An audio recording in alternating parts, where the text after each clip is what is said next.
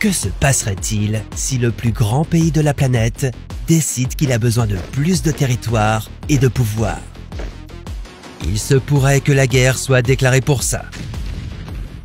Quel pays la Russie pourrait-elle envahir en premier? Quel pourrait être le plan d'attaque?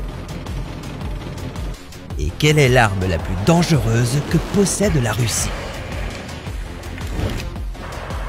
Voici et si, et nous nous demandons ce qui se passerait si la Russie déclenchait une guerre. La Russie occupe déjà 1 sur 8 de toutes les terres habitées de la planète. Et maintenant, elle a un œil sur l'un de ses voisins européens, l'Ukraine. Historiquement, l'Ukraine et la Russie sont déjà entrées en conflit. Plus récemment, la Russie a annexé la péninsule ukrainienne, la Crimée. Ensuite, elle a soutenu une rébellion séparatiste dans l'est de l'Ukraine.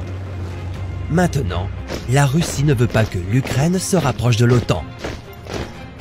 Elle souhaite même que l'OTAN quitte l'Europe de l'Est, tout simplement. Et même si la Russie n'est pas membre de l'OTAN pour prendre des décisions sur de telles choses, avec l'une des armées les plus puissantes du monde, elle peut se sentir capable de jouer selon ses propres règles. Bon, revenons un peu en arrière. Tout d'abord, vous vous demandez peut-être ce qu'est l'OTAN. C'est l'organisation du traité de l'Atlantique Nord, qui compte actuellement 30 membres. Les États-Unis, le Canada, les Pays-Bas, le Royaume-Uni et la France en font partie. Le but de l'OTAN est de maintenir la paix et de s'assurer qu'aucun membre de cette alliance ne soit envahi par une force militaire internationale. Comme lorsque la Russie a pris la Crimée à l'Ukraine. L'Ukraine n'est pas encore membre de l'OTAN, mais elle a manifesté son intérêt à le rejoindre. Et cela ne convient pas bien au président russe Vladimir Poutine. Poutine est déjà un peu effrayé par le fait que l'OTAN entraîne les troupes ukrainiennes et par le fait que certains membres les fournissent en armes. Il a donc décidé de recourir à une bonne vieille méthode de persuasion. Il menace de déclencher une guerre. Avec un budget de défense de 42 milliards de dollars, la Russie investit beaucoup d'amour et d'argent dans son armée. L'armée russe compte 3,5 millions de recrues. Elle dispose de plusieurs chars, environ 13 000. Aucun autre pays au monde n'en possède autant.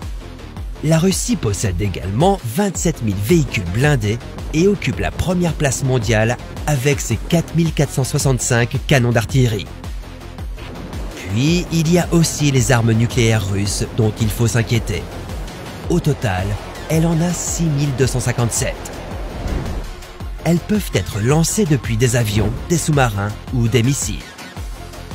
Mais si la Russie décide d'attaquer, il est probable qu'elle ne commencera pas par la terre. La première frappe viendrait probablement de l'air. Cela pourrait détruire des centrales électriques et des ponts, anéantir des lignes ferroviaires et ruiner l'économie de tout pays attaqué. En plus de ça, la flotte navale de la Russie est absolument incomparable.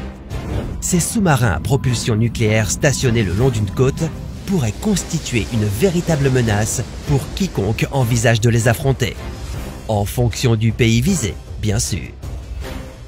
Si la Russie attaquait l'Ukraine, l'OTAN répondrait probablement par de lourdes sanctions économiques. Mais la Russie a ses propres alliés. Elle fait partie de l'Organisation du Traité de Sécurité Collective, ou OTSC. Il s'agit d'un groupe de 6 anciens États soviétiques dans une alliance comme l'OTAN. Elle a également Cuba dans son camp. Et si les choses devenaient vraiment tendues, Cuba serait une base essentielle pour les troupes russes cherchant à faire des dégâts sur le sol américain. C'est plutôt effrayant d'avoir 100 000 soldats russes sur le seuil de votre porte. Mais il ne s'agirait probablement pas d'une guerre visant à anéantir un pays. Il y a de fortes chances que la Russie ait quelque chose à gagner de cela. Il peut s'agir de ressources naturelles ou d'influence politique. Quoi qu'il en soit, le plan ne serait pas d'anéantir toutes les cibles sur son chemin. Seulement de faire assez de dégâts pour se faire entendre. Dans le cas de l'Ukraine, cela pourrait bloquer l'économie ukrainienne. Mais elle pourrait le faire avec un minimum de forces nécessaires sur le terrain. La guerre ne se mène pas non plus de la même manière qu'il y a 10 ans. elle est beaucoup plus discrète.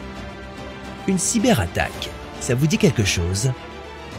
Et si vous vous inquiétez des armes nucléaires russes, j'ai peut-être une idée pour en débarrasser le monde.